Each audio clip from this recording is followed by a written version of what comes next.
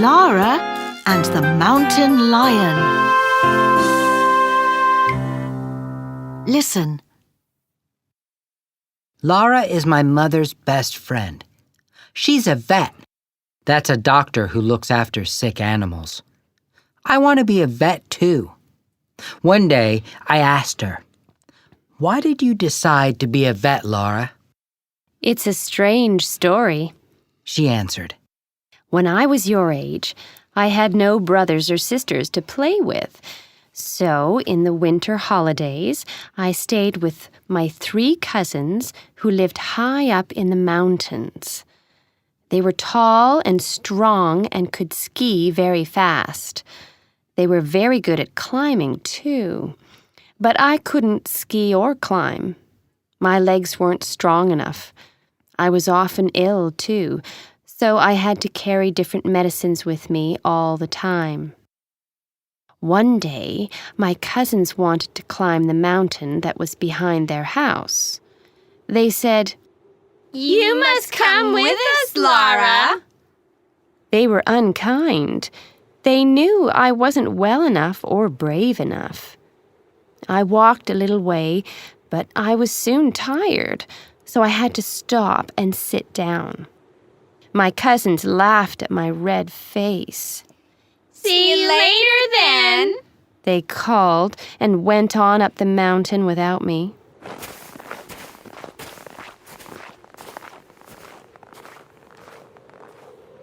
I started to feel better after a few minutes, but then I heard an animal behind me. I felt a big, warm, furry, soft face on my shoulder. It was a mountain lion. "Wow!" I said. I was very afraid. Lara said, But I couldn't run away because my legs still felt weak. So I just sat there.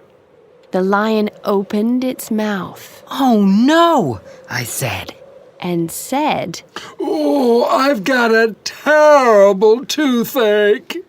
Well, I knew all about toothache because I often had that. So I gave it some medicine that was in my jacket pocket. Lara said.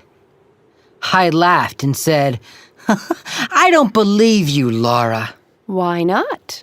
She asked. Strange things happen in the world all the time. The lion and I sat and talked about cakes and snakes and other things. And after a few minutes, it said, "My tooth's feeling much better now, but I've got a very bad stomachache. I ate too much food after I woke up this morning." I often had stomachache, so I had a bottle of stomachache medicine in my rucksack. I put some on a little plastic spoon and gave it to the lion, and then we sat and talked about parks and sharks and other things. After a few minutes, the lion said, "My stomach's feeling much better now, but I've got a horrible headache. I lay in the sun for hours yesterday." I knew about headaches, so I took a clean handkerchief from my jacket pocket and put it in the snow before I put it on the lion's furry head. "That's very cold, but it feels good," the lion said. Then we sat and talked about tails and whales and other things. But suddenly, the lion jumped up and said, "I'm feeling great now. What shall we do next?" I pointed at the mountain. My cousins were already high up above us. "Can you take me up to the top?" I asked. "Sure," It said. "You can ride on my back, no problem." So I jumped on its back and put both arms round its neck. The lion ran faster than the wind. It's really wonderful to ride on a lion's back. Have you ever done that? Laura asked me. No, I said, and laughed. Well, you must try it one day. But we have to finish the story. When the mountain lion and I arrived at the top, I got off its back. And it disappeared into a dark cave. Soon after that, my cousins arrived. They were very surprised when they saw me. What happened next? I asked. Well, Said Laura. they never laughed at me again. And every year I went back to the place where I met the lion, and it came to talk to me again. Sometimes I took it more medicine, and I often rode on its back in the snow. We became great friends, and I knew that I wanted to be a vet one day. So that's the answer to your question. Laura waited for a minute and then laughed. I'm sorry. She said. It's just a story. But then she turned round and looked at a photo on her desk. It was of a little girl and a mountain lion. They were sitting on a rock in the snow, and the lion had its big, soft, furry face on her shoulder. Laura turned back and smiled at me. Now I must work. She said.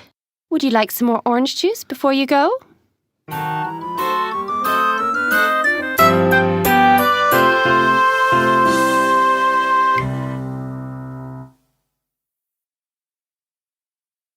I. Listen and look. There is one example.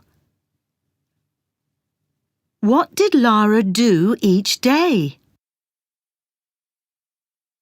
Hi, Dad. I've had a wonderful week here in the mountains. On Monday, I went for a ride on the back of a mountain lion after I gave it some medicine. It wasn't very well, you see. Can you see the letter C? Now you listen and write a letter in each box. Oh, dear. What else have you done this week? Well, on Wednesday, I went skating. I only fell over a few times, so that was okay. And after lunch on Saturday, I had a skiing lesson. It was great. I'm not very good at it yet, so I had to go very slowly. But I enjoyed that day. Can I have some more skiing lessons next year? Sure. And did you see the ice hockey game on Thursday? No, we couldn't drive there because it snowed too much. But it was good because we made a snowman in the garden. We found a hat for it. It looked very funny. Ha ha. It snowed on Tuesday, too.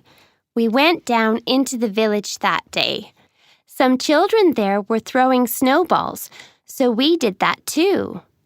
I got very wet and cold, but it was all right. We had a drink of hot chocolate before we went home again. Good idea. Then on Friday, we pulled the sledges up the hill and played on them all morning. I was very tired after we did that. And how are you now, Laura? I'm fine. I had a toothache on Sunday, but it's gone now. J. Listen and write. There's a lion on that mountain and another in this cave. But I just laugh and call to it. Can you see me? I'm so brave. There's a monster right behind me. I can smell it in the air. But I just turn and say to it, you need to comb your hair. I climb the highest rock and I see a hungry snake. But I just wave and ask it, would you like a piece of cake? There's a lion in my story. It's a friendly one, I know. But if one asks to be your friend, smile kindly and say no.